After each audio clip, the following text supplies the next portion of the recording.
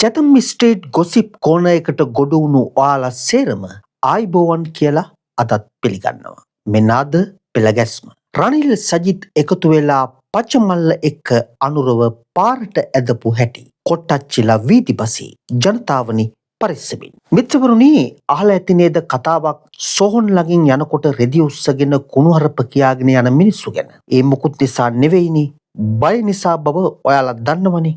මේ ආණ්ඩුවත් එහෙම තමයි. විධායක ජනාධිපති ධූරයයි පාර්ලිමේන්තුවේ 3න් 2කටත් වැඩි බලයක් තියෙනවා. පළාත් පාලන ආයතන බහුතර බලයන් රහස් ඡන්දවලට මුවා වෙලා අනිත් පක්ෂවල හිටපු දූෂිතයන් එකතු කරගෙන අල්ලගත්තා. ඒ විතරකුත් නෙවෙයිනි, ගමේ සිවිල් ආරක්ෂක කමිටුවේ ඉඳලා වනිතා තරුණ සමිති වගේම ප්‍රජා සමිති ටිකත් අල්ලගත්තේ ඔය සේරමටත් කලින්. මේ සේරම අල්ලගත්තත් තවම නහයෙන් ඇඟිල්ල සහ ලතෝනියේ ඉවරයක් නැහැ නේද? තමුන්ගේ බැරිබැරියාව නිසා රටේ මොකක් වුණත් ඒ සේරම වැරදි. කලින් ආණ්ඩුවට දාලා හොරු අල්ලනවා, පාතාලේ කුඩු අවසන් කරනවා දෙන්න නෙවෙයි ගත්තේ. ලක්ෂයක් මරලා හරි බලයේ ඉන්නවා. පරම්පරා 7කට යන්නේ නැහැ ගාමින්. උදේ හවස වැලපිල්ල ඉවරකුත් නැහැ නේද? ඔන්න ඒ ඇස්සේ සේරම වැඩ පැත්තකින් තියලා ජනාධිපති අනුරත් රට පුරා ජනරල් තියන් ලෑස්ති වෙනව නේද? කවුද මිත්‍රවරුනි මේ? රටේ ලක්ෂ 68ක් ජනතාව බුද්ධිය පැත්තකින් තියලා ඉතිහාසයේ පළවෙනි වතාවට මොලේ උඩ වාඩි වෙලා ගත්ත තීන්දුවක් නිසා කොහිදෝ යන කයිවාරු කාර්යයන් ටිකක් බලය ගත්තා. ඒ සන්තෑසිය දැන් කාටත් විඳවන්න වෙමින් නේද තියෙන්නේ. ඔය සේරම පොඩ්ඩක් පැත්තකින් තියලා අපි මුලින්ම බලමුකෝ ජනාධිපති අනුරට ඇයි පාරට බහිනුනේ කියලා. ඊට කලින් පොඩ්ඩක් මතක් කරන්න දෙයක් තියෙනවා. ඒ තමයි මේ ජවිපේ මාලිමාව ආණ්ඩුව බලය ගන්න කලින් ජනතාවට දුන්න පොරොන්දු මල්ල. ඔය මල්ල පුරවලා තිබුණේ බොරුම විතරයි. ඒ නිසා ඔය සෞඛ්‍ය, අධ්‍යාපන, උපකරණ ඇතුළු අත්‍යවශ්‍ය භාණ්ඩ මත ගහපු බදු අයින් කරලා බද්ද බිඳුව කරනවා කියලා කිව්ව නේද? හැබැයි කළාද? නෑ. 6000 විදුලි බිල 4000 කරනවා කිව්වා. විදුලි බිල අඩු කරාද මිත්‍රවරුනි? නෑ. ඒ වෙනුවට වැඩි කරා. වරායට ගොඩ බාන කොස්ට් එකට රුපියල් 10ක් එකතු කරලා ඉන්ධන දෙනවා කිව්වා. කළාද? නැහැ. ඒ වෙනුවට ලංකා ඉතිහාසයේ ලොකුම දූෂණය වෙච්ච ගල් අඟුරු වංචාව කළා. ඒ වන්දියේ ජනතාව පිටින් යවලා විදුලි ගාස්තු වැඩි කළා. තෝරාගත් බිලියන ප්‍රති ගච්ඡමිතුරු ව්‍යාපාරිකයන්ට බිලියන 800කට වඩා බදු සහන දුන්නා. ජනතාවගේ බදු බර එහෙම්ම තියෙන්නලු දුන්නා. අඩුම ගානේ අර දිට්ටා සුලි කුණාටු නිසා විපතට පත්වෙච්ච ජනතාවට සීට් එකක් ගියත් ලක්ෂ 10ක් දෙනවා කිව්වා. ඒක දුන්නද? නැහැ. ඔහොම ලැයිස්තුවක් කියන්න පුළුවන්. ඒත් ඔය එක පොරොන්දුවක්වත් ඉටු නොකලට මොකද? පොඩි සුපින් කෑලි වලට විරුද්ධ පක්ෂ දේශපාලඥයන් දඩයම් කරලා පොඩි සංදර්ශන නම් දැම්මා. අප පිට සැක පිට ඉන්න විපක්ෂයක් තියෙන්නේ කියලා පරිභව කළා. හැබැයි ජන ජීවිතය වෙනස් කරන්න, අපේ දුෂ්කරතා නැති කර ජීවිතය යම් තරමකට පහසු කරන්න දෙයක් කළාද? නැහැ. හැබැයි ආණ්ඩුවේ මැති ඇමතිවරුන්ගේ ජීවිත නම්, ඒ කියන්නේ භෞතික ශරීර නම් වෙනස් වෙලා. කන්න නෑ කියපු උදවිය තරබාරු වෙලා. බඩ පිටට එල්ල හිටපු හාදියෝ බඩ දාලා ඇවිල්ලා. ඉන්න ගයක් නෑ කියපු හාදියෝ මාලිකා හදන්න අරගෙන. ඔය නෙයි නාඩගම් හැර වෙච්ච දෙයක් තියෙනම් කියන්නකෝ. රටේ ජනතාව අනෙකට වෛර කරන එක ප්‍රොමෝට් කරා හැර කරපු එක හොඳක් කියන්නේ.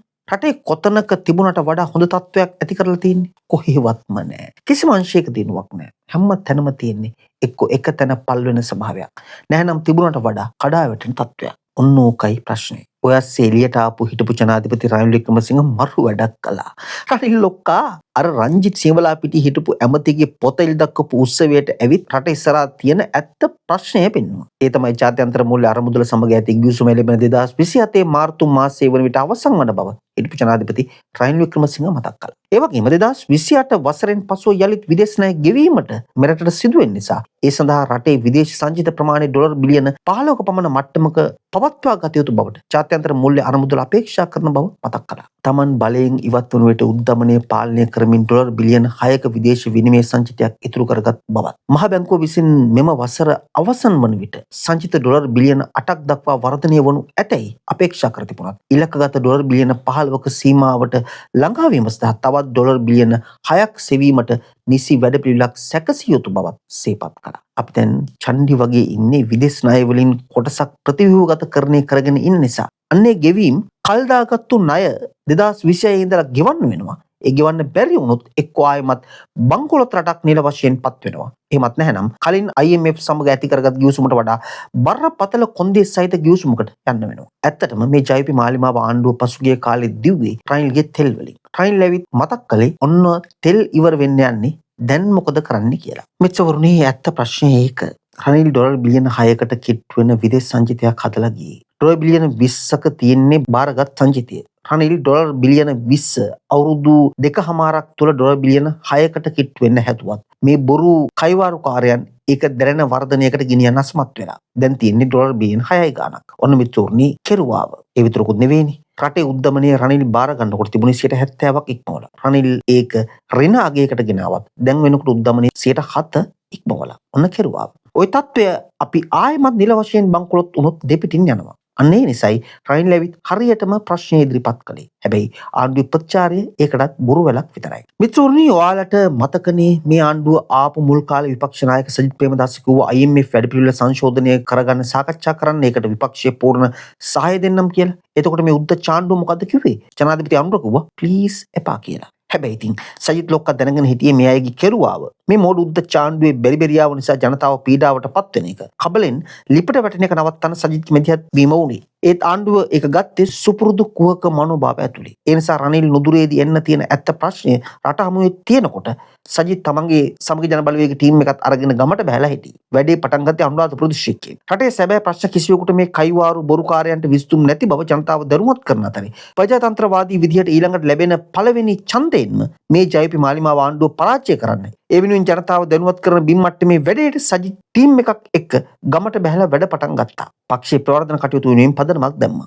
ඔන්න එතකොට තමයි අනුර ආණ්ඩුවේ පඳුපුල් අසුන රත් වෙලා ගියේ. මොකද මෙච්චර දවසක් නාමල්ලා පොහොට්ටු අරගෙන රටවටේ ගියත් දිලිත්ත සමුළු තිබ්බත් ඒක ලොකුවට දැනුනේ නැහැ. හැබැයි ජයපි මාලිමාව දන්නවා සැබෑ බලවේගයේ ගොඩනැගීම සඳහා හැකියාව තියෙන්නේ කාටද කියලා. අන්න ඒ නිසා මෙච්චර කාලයක් පාර්ලිමේන්තුවේ කතානායක ඇතුළු ආණ්ඩුවේ 159,000ක් බාධා මැද සජිත් ඇතුළු ටීම් එක ගෙන ගිය සටන ගම්මට්ටමට ගියොත් වෙන සන්තෑසිය කාටත් වඩා හොඳට අනුරගේ ජයපේ නොවන උපදේශකයන් දෙක දන්නවා. අනුරගේ ඒ කෝ ගෲප් එකේ උපදේශ අනුව තමයි ජයපේ මාලිමාව ආණ්ඩුවේ එකම තුරුම්පුව වෙච්ච ජනාධිපති අනුර පාරට බහින්නේ. මිත්‍රවරුනි, ඒ කවුරුත් තවමත් විශ්වාස කරනවා ජනාධිපති අනුරගේ පචමල්ලට තවමත් ජනතාව අන්දවන්න පුළුවන් කියලා. ඕනම බොරුවක් ඊටාම විශ්වාසනීය විදිහට කියන ජනාධිපති අනුරට හැකියාව තියෙන බව ඇත්ත.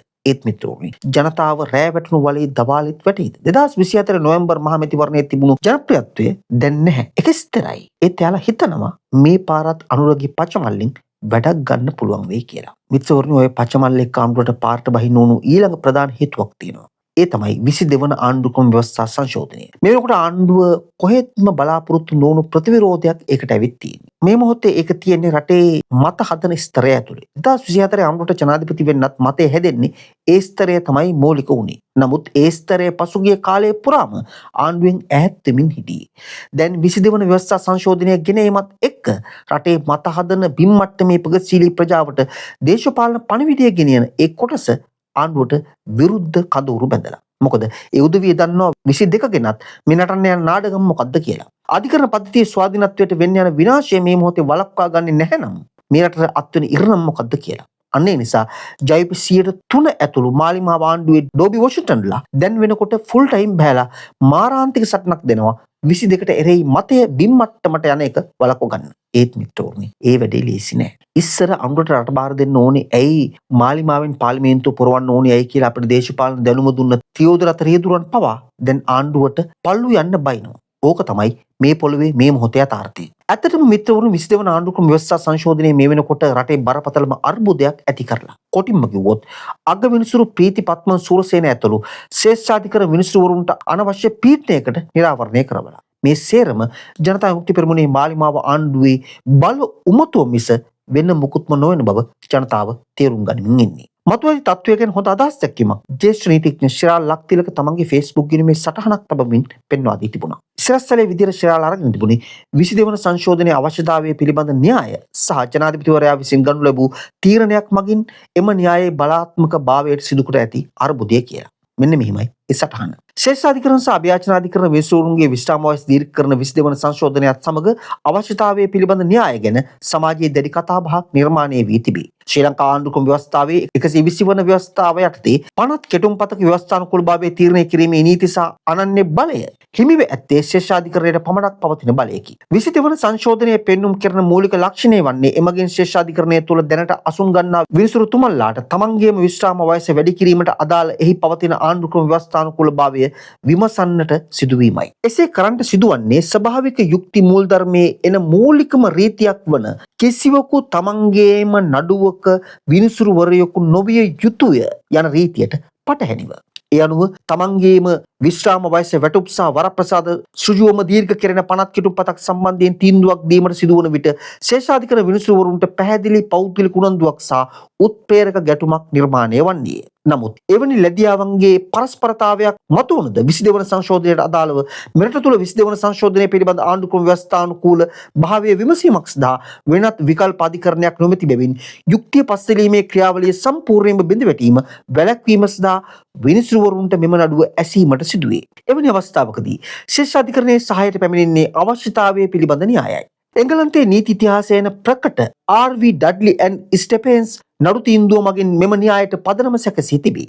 එම නඩුවට පාදක වූයේ නැවක් ගිලිහි අතරමං වූ නාවිකයන් පිරිසක් කුසගින්නේ මී යාමට ආසන්න වූ මොහොතක තම සගයෙකු මරා මස් අනුභව කර දිවි ගලවා ගැනීමට කටයුතු කිරීමයි. එම නාවිකයන්ට එරෙහිව පැවරු නඩුවේදී ඒ අවශ්‍යතාවය මත කළ දෙයක් ලෙස සලකා ඔවුන්ව නිදහස් කර ගැනීමට මෙම විත්ති වාචකයේ ඉදිරිපත් කර තිබුණි. නමුත් එම නඩුවේදී අධිකරණයේ විත්ති වාචකයක් ලෙස මිනිමැරුමකට අවශ්‍යතාවයේ න්‍යාය පිළිගැනීම අධිකරණය ප්‍රතික්ෂේප කළ අතර ඔවුන්ට මරණ දඬුවම නියම විය. කොලරිච් අගවිනිසුරුවරයා එහිදී පැහැදිලි කළේ තමන්ගේ ජීවිතය බේරා ගැනීමේ අවශ්‍යතාවය යනු අහිංසක අයෙකුගේ මූලික අයිතිවාසිකම් උල්ලංඝනය කිරීමට ලැබෙන නීතිමය බලපත්‍රයක් නොවන බවයි. කෙසේ නමුත් මෙවන විට මෙම අවශ්‍යතාවය මත පදනම් වූ න්‍යාය නීති විද්‍යාව තුළ පිළිගැනීමට ලක්ව තිබේ. නමුත් මෙම අවශ්‍යතාවය පිළිබඳ න්‍යාය යනු හදිසි අර්බුදයක් අවස්ථාමය බෙදවැටීමක් වැළැක්වීමට යොදා ගන්නා පලියක් ලෙස භාවිතා කළ හැකිද යන්න ප්‍රශ්නගත වන්නේ. ඊයේ සඳහන් නඩුවේදී තීරණය කරන ලද්දේ සෑම අවස්ථාවකදීම එය පලිහක් නොවන බවයි. මක්සාදයත් ඒ සාමාන්‍ය පාලන ක්‍රමවේද මගහැරීමට ගන්නා කෙටි මාවතක් නොවන නිසායි. ශ්‍රී ලංකා ආණ්ඩුක්‍රම ව්‍යවස්ථාවේ 120 වන ව්‍යවස්ථාව යටතේ පනත් කෙටුම්පතක ව්‍යවස්ථානුකූලභාවය තීරණය කිරීමේ නීති සහ අනන්‍ය බලය හිමිව ඇත්තේ ශේෂාධිකරණයට පමණි. මෙරට තුළ ඒ සඳහා වෙනත් විකල්ප අධිකරණයක් නොමැති බැවින් යුක්තිය පස්සෙලීමේ ක්‍රියාවලිය සම්පූර්ණයෙන්ම බිඳවැටීම වැළැක්වීම සහ විනිසුරුවරුන්ට මෙම නඩුව ඇසීමට සිදුවන්නේය. එසේ නඩුව විභාග කරන්නේ නම් ඒ ශේෂාධිකරණයේ පූර්ණ විනිශ්චය මණ්ඩලයක් මගින් විභාග කිරීම වඩාත් යුක්තියුක්ත ක්‍රියාවක් වන්නේය. නමුත් ජනාධිපතිවරයා විසින් විනිසුරුවරුන් 4 දෙනෙකුගේ ඇබෑර්තු පුරවා නැති තත්වයක් තුළ 22 වන සංශෝධනය පූර්ණ විනිශ්චය මණ්ඩලයක් පවතින්නේ නැත. ඒ අනුව මෙරට පුරවැසියන්ගේ පරමාධිපත්‍ය අධිකරණය තුලින් ක්‍රියාත්මක කරන්නට සිදු වී ඇත්තේ ව්‍යවස්ථාපිත යාන්ත්‍රණයක් වන ශේෂාධිකරණයේ හිතාමතා අක්‍රියව තබමින් හදිසි අවශ්‍යතාවයක් පෙන්눔 කරමින් පවතින විනිසුරු මඩුල්ලක් ඉදිරියේ 22 වන නඩුව ඇසීමට සැලැස්වීමයි. මේ බලතල බෙදීමේ මූලධර්මයට මෙන්ම යුක්තිය පස්සෙලීමේ පද්ධතිය කෙරෙහි ජනතාව තබා ඇති විශ්වාසයටද දැඩි තර්ජනයක් බව කිව යුතුව තිබේ. ජනාධිපතිවරයා විසින් සිදු කරමින් සිටින මෙම ක්‍රියාව ඉතා පැහැදිලි ආණ්ඩුක්‍රම ව්‍යවස්ථා උල්ලංඝනයක් වන්නේය. එය ඔහු විසින් සපත කොට ඇති ආණ්ඩුක්‍රම ව්‍යවස්ථාව ආරක්ෂා කිරීමට ඇති බැඳීමද උල්ලංඝනය කිරීමකි. නමුත් පොදු රාජ්‍ය මණ්ඩලීය ව්‍යවස්ථා නීති මූලධර්මයට අනුව ඇටෝනි ජෙනරල් වී මුස්තාෆා ඉබ්‍රහීම් සහ මිචෙල් වී DPP වැනි නඩු තීන්දුව අනුව අවශ්‍යතාවය පිළිබඳ න්‍යායට පවතින පැහැදිලි සීමාවක් ජනාධිපතිවරයා විසින් මේ අනුව නිර්මාණය කොට තිබේ. එම නිසා ශේෂාධිකරණයේ ඇබෑර්තු නොපුරවන තත්වයක් තුළ අවශ්‍යතාවය පිළිබඳ න්‍යාය ඉදිරියට දැමිය නොහැක. ආණ්ඩුක්‍රම ව්‍යවස්ථා සභාව හරහා නියමිත පරිදි පත්කිරීම කළ හැකිව තිබියදීත් විධායකයෝ විසින් ශේෂාධිකරණයේ පවතින පුරප්පාඩු පිරවීම හිතාමතා ප්‍රමාද කරන්නේ නම් එම මිනිසුරු හිඟේ ඇතිව ඇත්තේ ස්වභාවිකව නොව කෘත්‍රිමවය. තමන්ට සාමාන්‍ය ව්‍යවස්ථාපිත විස්තුම් නීත්‍යානුකූල පුරප්පාඩු සහ සුසු විනිසුරුවරුන් පත්කර සම්පූර්ණ සංයුතිය සම්පූර්ණ කිරීම පසක තබා වැඩ අධික බව සහ අවශ්‍යතාවයේ හේතු දක්වමින් දැනට සිටින විනිසුරුවරුන්ගේ කාලය දීර්ඝ කිරීමට යාම නීතිමය වශයෙන් අතිශය දුර්වල හා භයානක තර්කයක් බව තේරුම් ගත යුත්තකි. එවැනි පසුබිමක අපට කියන්නට ඇත්තේ ජනාධිපතිවරයා 22 පදනම් කරගත් තීරණය මගින් රටේ ප්‍රජාතන්ත්‍රවාදී අනාගතයේ පමණක් නොව නීති සංකල්පයන් සහ ඒවායේ අදාළත්වයේ අනාගතයේද අනතුරට හෙලා ඇති බවයි. එනිසා 22 වන ආණ්ඩුක්‍රම ව්‍යවස්ථාව පිළිබඳ නඩු විභාග කරන අවස්ථාවේදී ශේෂාධිකරණයේ වෙතට දැක්විය යුතු නෛතික තර්ක බොහොමයකි. එසේම ඒ තුළින් මෙරට නීති පද්ධතිය තුළ නිර්මාණය කරන්නට යෙදෙන පූර්වාදර්ශයන්ද බොහොමයකි. යම් හේකින් එම පූර්වාදර්ශ වැරදි ලෙස නිර්මාණය කරනු ලැබුවහොත් රට ගමන් කරනු ඇත්තේ නීතියෙන් තොර ගමන් මගකටය. ඔන්නෝම තමයි මිත්‍රෝරුනි. ජ්‍යෙෂ්ඨ නීතිඥ ශිරාල් ලක්තිලක තමන්ගේ Facebook සටහන අවසන් කරලා තිබුණේ. දැන් මේ ඇරලා තියෙන මල්ල අලුතින් අත ඔබලා බලන දෙයක් නැහැ නේද? ඒත් ඉතින් අද අපේ රටේ දේශපාලන වේදිකාව දිහා බැලුවාම හරිම පුදුමාකාර ඒ වගේම බරපතල ප්‍රශ්නකාරී තත්ත්වයක් තමයි දකින්න තිබෙන්නේ. ජනතාවට මැතිවරණ වෙලාවට තියන්න පොරොන්දු වෙලා බලයට ආපු ජවිපේ මාලිමාව ආණ්ඩුව දැන් වෙනස්ම කතන්දරයක් කියන්න අරගෙන. ජාතික ජනබලවේගයේ පක්ෂයේ පාර්ලිමේන්තු මන්ත්‍රී නිලන්ති කොට්ටාචිතා පැහැදිලිවම ප්‍රකාශ කරලා තියෙනවා නුදුරේදී කිසිම මැතිවරණයක් පවත්වන්නේ නැහැ කියලා. විශේෂයෙන්ම පළාත් සභා මැතිවරණයක් පවත්වන්නේ නැහැ කියලා. ඒත් ප්‍රචාරක වැඩ පටන් අරගෙන ජනාධිපති අනුර සහෝ රට වටේ යන බවක් කියලා. හිතලා බලන්න මැතිවරණයක් නැති පසුබිමක ආණ්ඩුව තමන්ගේ ප්‍රචාරණ කටයුතු දියත් කරන්නේ ඇයි කියලා ජනතාවට පැහැදිලි කරලා දෙන්න පුංචි ජනහමුවක් පවත්වන්න මන්ත්‍රීවරයාට සිදු වෙනවා. ඒ අනුව එළඹෙන 5 වෙනිදා සිට ජනාධිපති අනුර දිසානායක මහතාගේ ප්‍රධානත්වයෙන් ආණ්ඩුවේ ප්‍රචාරණ කටයුතු ආරම්භ වන බවත් දිස්ත්‍රික් මට්ටමින් මෙම ප්‍රචාරණ වැඩපිළිවෙල ඉදිරියට ගෙන යන බවත් ඇය ප්‍රකාශ කර තිබෙනවා. මෙතෙන්දී මතුවෙන ලොකුම ගැටලුව තමයි මැතිවරණ නොපවත්වන කාලයක ජනතාවට ප්‍රජාතන්ත්‍රවාදීව තම නියෝජිතයන් තෝරා ගැනීමට ඉඩ නොදී ආණ්ඩුවක් මෙතරම් ව්‍යාපාරික හා ප්‍රචාරණ මට්ටමින් සංවිධානය වන්නේ කුමන අරමුණක් සඳහාද කියන එක. මේ අතරතුර තමයි තවත් අතිශය තීරණාත්මක සහ භයානක කාරණයක් මතුවෙන්නේ. ඒ තමයි 22 වන ආණ්ඩුක්‍රම ව්‍යවස්ථා සංශෝධනය සම්බන්ධ ප්‍රශ්නය. මේ වන විට මෙම සංශෝධනය අභියෝගයට ලක් කරමින් පාර්ශව රැසක් ශේෂාධිකරණය හමුවේ පෙත්සම් ගොනු කරලා තියෙනවා. රටේ ප්‍රජාතන්ත්‍රවාදී අයිතීන්ට සහ ව්‍යවස්ථාවට අදාළව මෙතරම් බරපතල නඩු විභාගයක් සහ සමාජ කතාබහක් පවතින මොහොතක අධිකරණ අමාත්‍ය හර්ෂ නානායක්කාර පෞද්ගලික රූපවාහිනී නාලිකාවක වැඩසටහනකට එක්වමින් කිව්වා කොහොමටවත් ජනමත විචාරණයක් පැවැත්වෙන්නේ නැහැ කියලා. මිත්‍රවරුනි, මොකද්ද මේකෙන් පැහැදිලි වෙන්නේ? අධිකරණයේ ඉදිරියේ නඩු විභාගයේ පටන් ගන්න දින කිහිපයක් තියාගෙන ජනතාවගේ පරමාධිපත්‍ය සෘජුවම බලපාන ව්‍යවස්ථා සංශෝධනයක් සම්බන්ධයෙන් අධිකරණ තීන්දුවක් ලබා දීමටත් පෙර විධායක අමාත්‍යවරයෙක් කොහොමටවත් ජනමත විචාරණයක් නැහැ කියලා කලින්ම තීන්දුව ලබා දෙන්නේ කොහොමද? මේක අධිකරණයේ ස්වාධීනත්වයට සහ රටේ ප්‍රජාතන්ත්‍රවාදී නීති පද්ධතියට කරන සෘජු බලපෑමක් සහ අභියෝගයක් නෙවෙයිද? එක් පැත්තකින් නුදුරේදී කිසිදු මැතිවරණයක් හෝ පළාත් සභා ඡන්දයක් නැහැ කියලා ආණ්ඩුවේ මන්ත්‍රීවරුන් ප්‍රකාශ කර අතරම තවත් පැත්තකින් රටේ මූලික නීතිය වන ව්‍යවස්ථාව වෙනස් කරන සංශෝධන සම්බන්ධයෙන් අධිකරණ තීන්දුවක් දීමටත් මත්තෙන් ඇමතිවරුන් තීන්දුව ප්‍රකාශ කිරීම රටේ ප්‍රජාතන්ත්‍රවාදයේ බරපතල අගාධයකට ඇද දැමීමක් නෙවෙයිද? ජනතාවගේ අයිතිවාසිකම් පාගා දමමින් මැතිවරණ කල් දමමින් හෝ මගහරමින් ජනමත විචාරණ වැනි ප්‍රජාතන්ත්‍රවාදී මූලධර්ම අත්නොමතික ලෙස බැහැර කිරීමට බලධාරීන් උත්සාහ කරනවා නම් එයින් අවසානයේදී සිදුවන්නේ රට තුළ ඒකාධිපතිවාදයක් උදාවීම නෙවෙයිද? අන්න ඒ නිසා ප්‍රජාතන්ත්‍රවාදී සුරක්ෂිත විය යුත්තේ වචන වලින් පමණක් නෙවෙයිනි.